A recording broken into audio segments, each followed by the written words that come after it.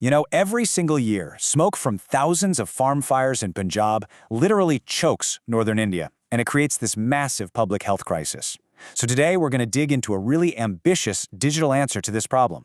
It's an app called Unnat Kisan, and the goal is to extinguish this problem right at the source.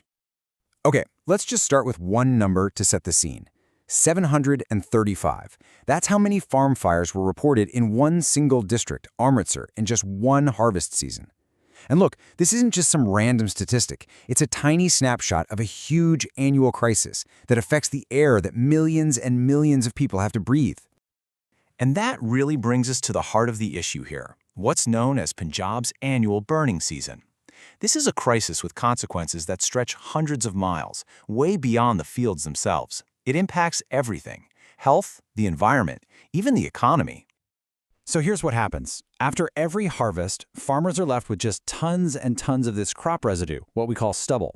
Now, for generations, the quickest and frankly the cheapest way to clear the land for the next crop was to just set it on fire.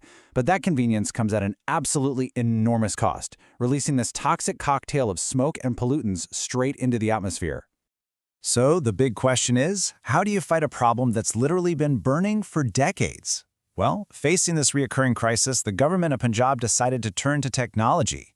They launched a mobile application called Unnat Kisan. So what is this thing exactly?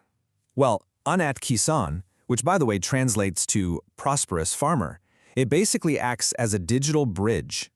Its whole mission is to connect farmers with the specialized machinery they need to manage all that crop residue, giving them a real eco-friendly alternative to burning. But how does an app actually get the right machine to the right farm at exactly the right time?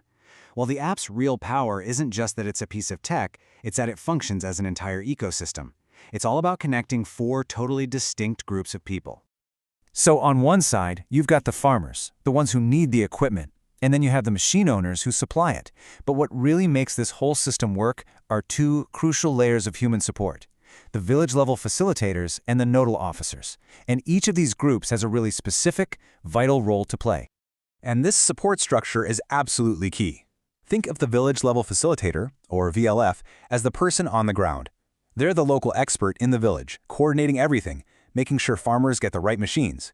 And then you've got the nodal officer, who has the bird's-eye view. They're overseeing the whole operation, making sure it all runs smoothly. Okay, so if you're a farmer, the process is actually incredibly streamlined. First, you log your crop details, and you actually use satellite mapping, that's the GIS part, to draw the exact boundaries of your field. Pretty cool, right? Next, you can see all the available machines nearby and book one for the specific dates you need it. And then finally, you wrap it all up by submitting proof that you used it, including photos, just to confirm the stubble was managed responsibly. And the process is just as seamless for the machine owners. They can manage all their booking requests right from their phones. They can easily add new machines to their fleet, which then get officially verified. And, this is crucial, they update the machine's live location on the map, so farmers always know exactly where the equipment is at any given moment. So, okay, the app is clever, the system seems smart, but is it actually working? Let's take a look at how all this translates into real-world results and, just as important, real accountability. I mean, the scale of this operation is just staggering. And you don't have to take my word for it. Punjab's agriculture minister himself said that this is no small pilot program. We're talking about an app that's coordinating a massive network of over 130,000 machines and more than 5,000 facilitators on the ground. Now just stop and think about what that number really means for a second. Over 130,000 individual machines. Machines that were once scattered all across the state, really hard to find, are now part of a single searchable network.